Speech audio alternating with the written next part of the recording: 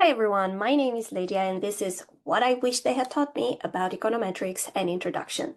In this video, we're going to go over the main matrix notation and information that you need to know in order to work with econometrics formulas. So today, matrix algebra for econometrics.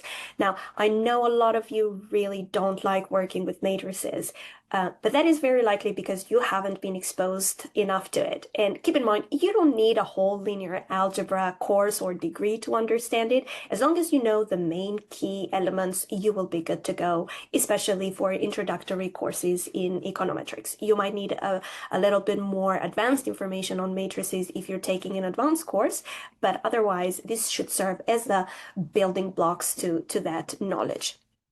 So without further ado, let's start with the first building block, which is the vectors.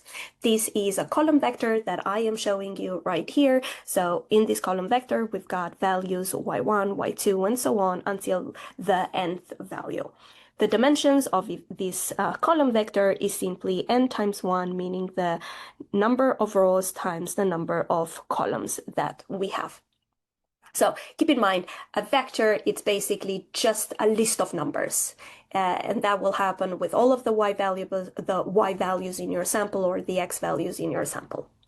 We use vectors because obviously they are allowing us to stack the entire sample in this one single object, the vector. And that makes the formulas shorter and also the geometry part a lot more clearer. There are, though, a few key operations that you need to keep in mind whenever you're working with vectors. The key operations are scalar multiplication, vector addition, and the inner product. Now, for scalar multiplication, all you have to remember is that if you have a constancy and you are multiplying your vector with that constant, every element in that vector is going to be multiplied by that constancy, which means that in our case, now this is going to look as c times y1, c times y2, until the last one, c times yn.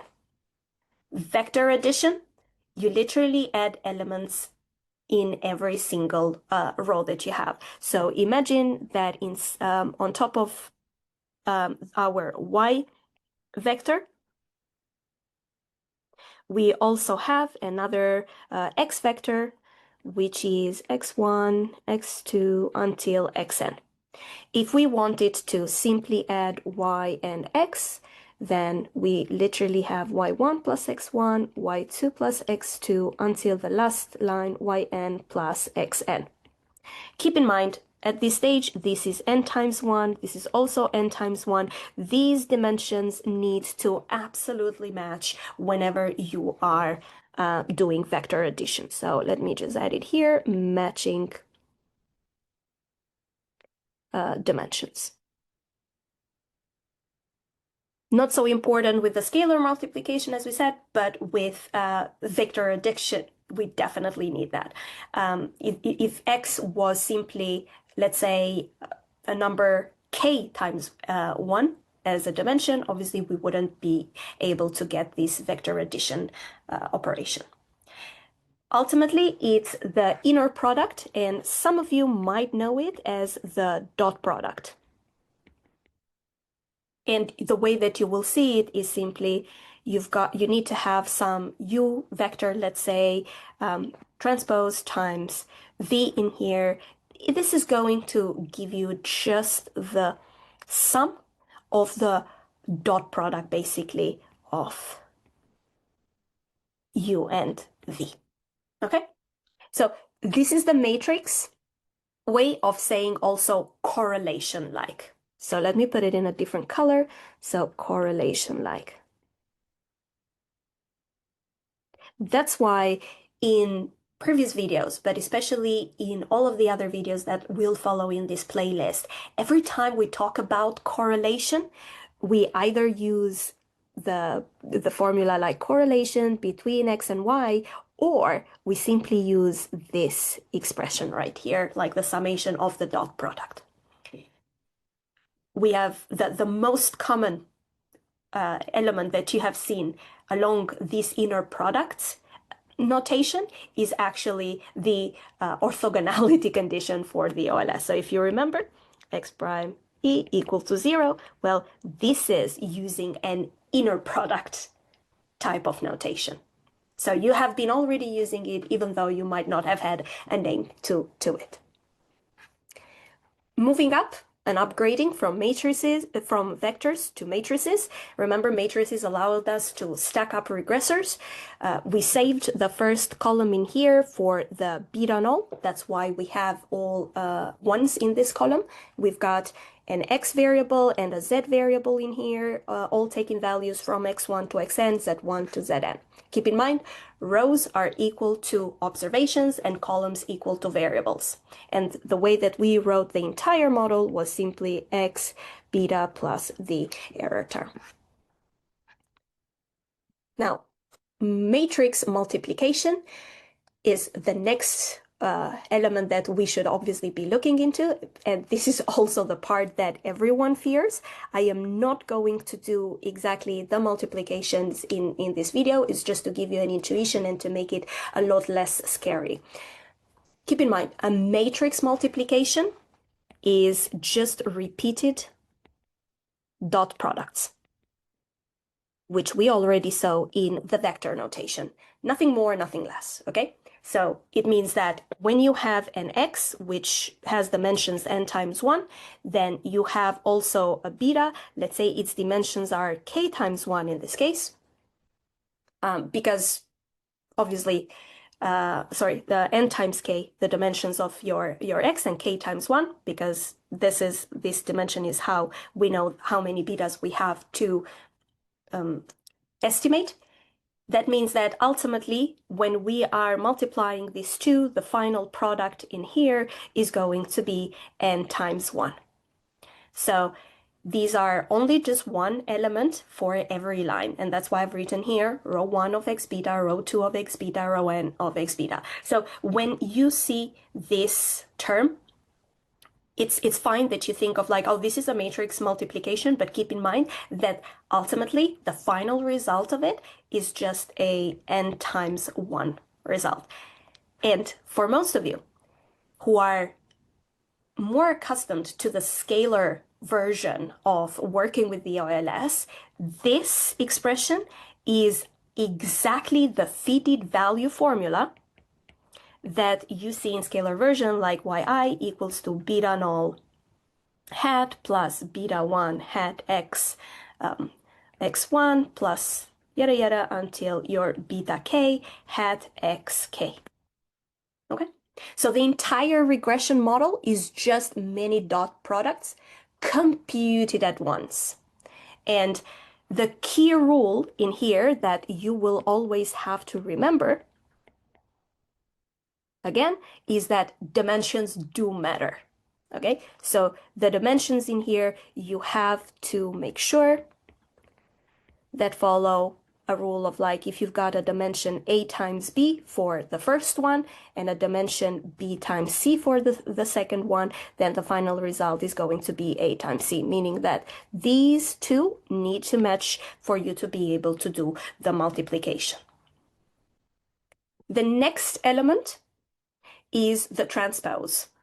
We've seen this prime element coming in all of our OLS formulas. What we're doing, it's literally turning columns into rows. So we're gonna, if this was our original one and we've got, this is our first column, in the transpose version of it, this is going to become the first row of the new transposed matrix. Now, why do we care? And why do we have to use the transpose so much? Because remember, most of the times we have to make sure that we are matching the dimensions when we're doing those multiplications. So we have to always be aware of like, what is this transpose manipulation or operation doing? The next element that we have also seen is the quadratic forms. Remember, the OLS is just the minimization of the sum of the residual square.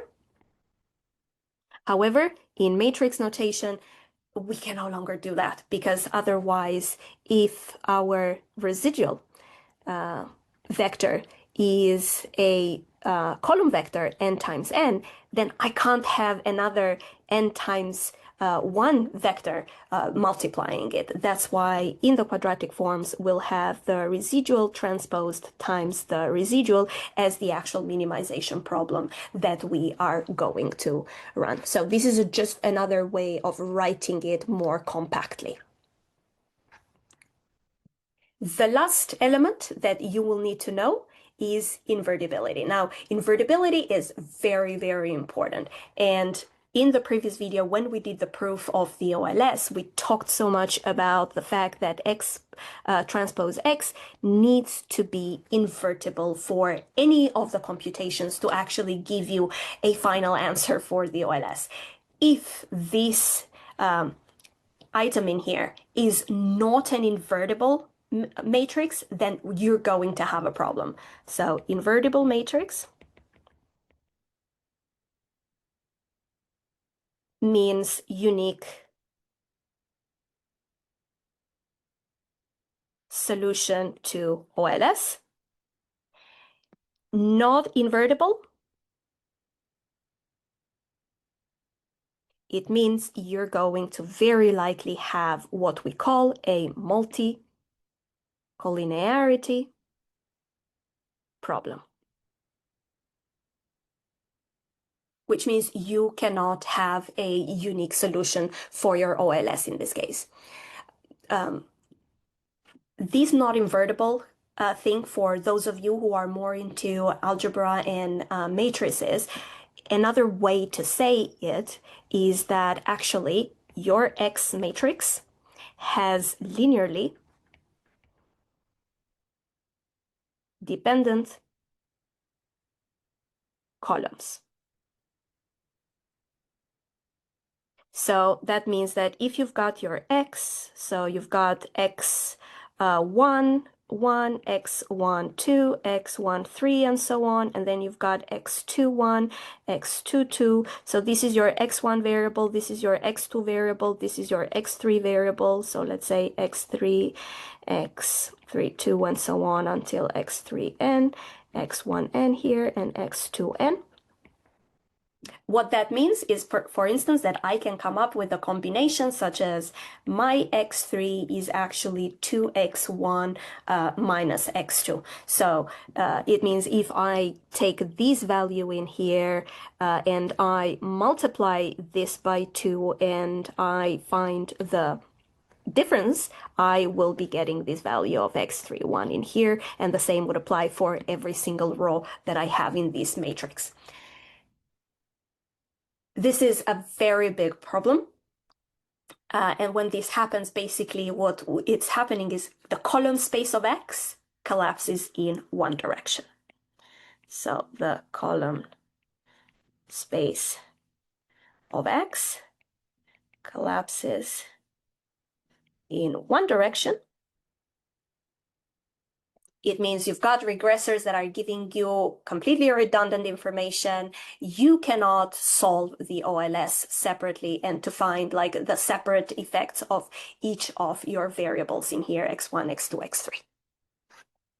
So that's the core matrix algebra you'll need for econometrics. So vectors, matrices, dot products, transposes, quadratic forms, and invertibility. So with these tools, the matrix formula should become a little bit more clear, and the projection geometry should become sort of like more natural to you.